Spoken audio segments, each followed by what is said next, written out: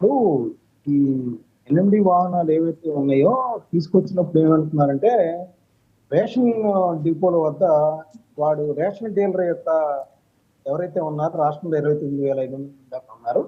వాళ్ళందరూ కూడా దాదాపు మనం 1,45,00,000 కుటుంబాలకు సంబంధించి రేషన్ కార్డులు ఉన్నాయి, బియ్యం కార్డు రాష్ట్రంలో. సో వీళ్ళందరికీ కూడా రేషన్ వాళ్ళ కుటుంబ సభ్యులు ఒక మనిషికి 5 కిలోల చొప్పున బియ్యం ఇస్తా ఉంటారు.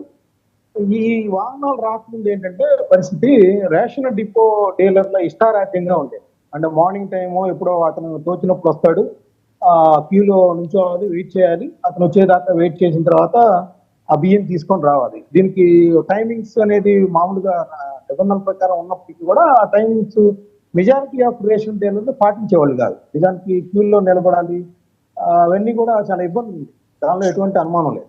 అయితే ఈ ఎన్ఎండిఓ వచ్చినప్పుడు అందరూ కూడా ఇంటింటికి, అంటే అప్పుడు మన జగన్మోహన్ రెడ్డి గారు చెప్పింది ఏంటంటే ప్రతి ఇంటికి వెళ్తారు, ఇల్లు డోర్ కొడతారు, వాళ్ళ కార్డు తీసుకొని వస్తే వెంటనే అక్కడ తంబు వేయగానే వెంటనే ఇచ్చేస్తారు. అయితే అది మాత్రం ఒక నెల రోజులు ఏమైనా జరిగింది, కానీ తర్వాత మాత్రం ఇది ఇంటింటికి రేషన్ పథకం కాదు, వీధి వీధికి రేషన్ పథకంగా మారిందంటే ఎటువంటి సందేహం లేదు. దానిలో నేను ఇప్పుడు ఎట్లయితే రేషన్ డీలర్ల వల్ల ఇబ్బందులు అని చెప్పానో ఇదే విధమైన ఇది తయారైంది ఒకటి. రెండోది ఏంటంటే రేషన్ షాపుల్లో ఇతర నిత్యావసర వస్తువులు లాంటివి ఇచ్చేవాళ్ళు అవి కూడా గతంలో ఇవ్వలేదు, దానిలో ఎటువంటిది లేదు. కొన్ని ఇచ్చినా కూడా అవి చాలా నామమాత్రంగా ఉండేవి. సో ఇప్పుడు వీళ్ళు రద్దు చేసే ముందు ఏం చెప్తున్నారు, మన నారాయణ మనోహర్ గారు చెప్పింది ఏంటంటే కేంద్ర ప్రభుత్వం భారత్ ఉత్పత్తులు ఏవైతే ఇస్తుందో నిత్యావసర సరుకులు, వాటిని కూడా రేషన్ డీలర్ల ద్వారా ఇస్తాము, వాళ్ళకి కొంత సబ్సిడీ రేటు మీద నిత్యావసర వస్తువులు అందే అవకాశం ఉంటుంది కాబట్టి రేషన్ డిపోల ద్వారానే ఇవ్వటం ఉత్తమం అని మా ప్రభుత్వం భావించిందని చెప్తాం. రెండోది ఏంటంటే నేను ఒక ప్రధానమైనది లేవనెత్తాను ఈ విషయం మీద. పవన్ కళ్యాణ్ గారు ఏదైతే రేషన్ మాఫియా గురించి ఎత్తారో, రేషన్ మాఫియాకి సంబంధించి ఇప్పటికీ అనేక వేల టన్నులు దారి మలుతున్నాయని, ఇప్పటికీ అది ఎటువంటి మార్పు రాలేదని పవన్ కళ్యాణ్ గారు అప్పుడు చీల్ ది షిప్ అని అన్నారు, కానీ అది కొన్ని రోజుల పాటు కొంత రైట్స్ జరిగినాయి, అన్ని జరిగినాయి. ఈ రోజు కూడా మెజారిటీ ఆఫ్ ఈ ఎన్ఎండి వాహనాల దగ్గరే వాళ్ళకి 10 రూపాయలు కిలో చొప్పున కొనేస్తున్నారు. చాలా మెజారిటీ ఆఫ్ లబ్ధిదారులు కూడా ఆ బియ్యాన్ని తీసుకోవడానికి ఇష్టపడక ఆ 10 రూపాయలు తీసుకొని, కిలోకి 10 రూపాయలు ఏదైతే ఉన్నాయో అవి తీసుకొని వెళ్ళిపోతున్నారంటే ఎటువంటి సందేహం లేదు. ఇది గత కొన్ని సంవత్సరాలుగా జరుగుతూనే ఉంది. మీరు పవన్ కళ్యాణ్ గారు రైడ్ చేసినప్పుడు లేదా రేషన్ మాఫియా గురించి ఇట్లా జిల్లాల్లో ఈ విధంగా జరుగుతుందని పెద్ద ఎత్తున అనుకున్నప్పుడు నేను కూడా మార్పు వస్తుందని ఆశించాను. అయితే ఆ మాఫియా ఎంత పటిష్టమైందంటే అది దశాబ్ద కాలంగా వేళ్ళూరుకుపోయింది. ఇప్పటికి కూడా అవన్నీ కూడా బహిరంగ మార్కెట్లో మన ప్రభుత్వం ఏమో 43 రూపాయలు కేటాయిస్తుంది ఒక్కొక్క కిలో, వీళ్ళేమో టిక్కను 10 రూపాయలకి ఇచ్చేస్తున్నారు. అవి ఈ రేషన్ వాహనాల ద్వారా ఏంటంటే సెంట్రలైజ్ అయిపోయాయి. ఆ డబ్బులు అనేవి వెంటనే ఆ మాఫియాకి ఒక సెంట్రలైజేషన్, ఎందుకంటే రేషన్ డిపో 2-3 డిపోలు కలిపి 4 డిపోలు కలిపి ఒక వాహనం. సో వాళ్ళందరూ కూడా అది ఒక సెంట్రలైజేషన్ జరిగిపోయింది, ఆ డబ్బులకి విక్రయించడం, ఆ బియ్యాన్ని తరలించడం. దీన్ని ఇప్పుడు కూడా అవి జరుగుతూనే ఉంది, ఎటువంటి సందేహం లేదు, అది వాస్తవం కూడా. అది వీధి వీధి రేషన్ బియ్యం అనేది అనగా అది.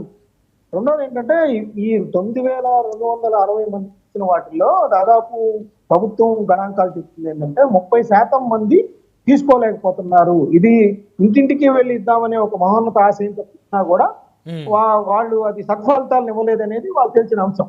ఇందాక సాహిబ్ గారు చెప్పినట్టు కావచ్చు, లేకపోతే చెప్పినట్టు కావచ్చు. దాంతో పాటు ఒక 288 మంది మీద కేసులు కూడా నమోదు చేయడం జరిగింది రేషన్ మాఫియాకి సంబంధించి కూడా అని చెప్తున్నారు.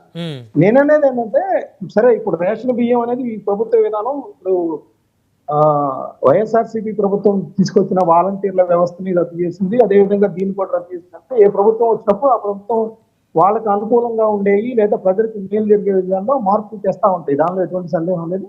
సో దీని ద్వారా ఒకవేళ ప్రజలకు నిత్యావసర వస్తువులు కానీ ఈ రేషన్ డిపోల ద్వారా వస్తే ఖచ్చితంగా అందరూ సంతోషిస్తారు. రెండోది ఏంటంటే ఈ రేషన్ మాఫియాను మాత్రం ఖచ్చితంగా అరికట్టాలి, లేదంటే ప్రజలకి నేరుగా డబ్బులు ఇవ్వాలి.